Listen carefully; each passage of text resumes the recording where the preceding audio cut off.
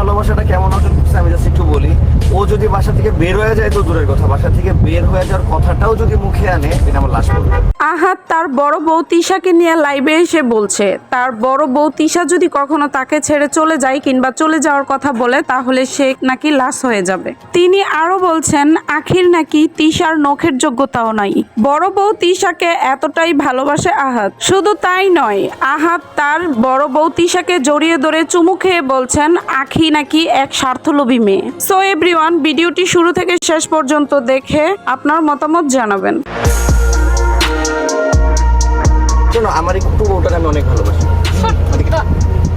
203 তিশা আখির এক স্বামী আহাত তারা বেশ ভালোই চলছিল। সোশ্যাল মিডিয়ায় তাদেরকে দেখে অনেক কাপেলরাই হিংসে করত যাতে এক স্বামী কি করে দুই বউকে এত ভালো রাখছে। তবে এইবার তাদের সংসারে ফাটল ধরেছে। 203-এর মধ্যে চলছে ব্যাপক লড়াই। এই বিষয়টি নিয়েই ইদানিং সোশ্যাল মিডিয়ায় তারা ব্যাপক আলোচনায় রয়েছে। শুধু তাই নয়, এবার আহাত নিজেই বড় বউ তিশাকে নিয়ে লাইভে এসে বলছে তিশার মতো নাকি আখি কখনোই হতে পারবে না, তিশার সাথে কারো তুলনাই হয় না। আহাত যখনই বিপদে থাকে তিশা সবসময় তার পাশেই থাকে, কিন্তু আখি তার বিপদে তাকে রেখে পালিয়ে গেছে।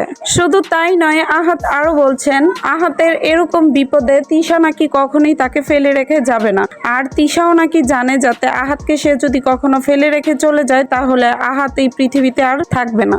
আহাত এতটাই ভালোবাসে তার বড় বউ তিশাকে।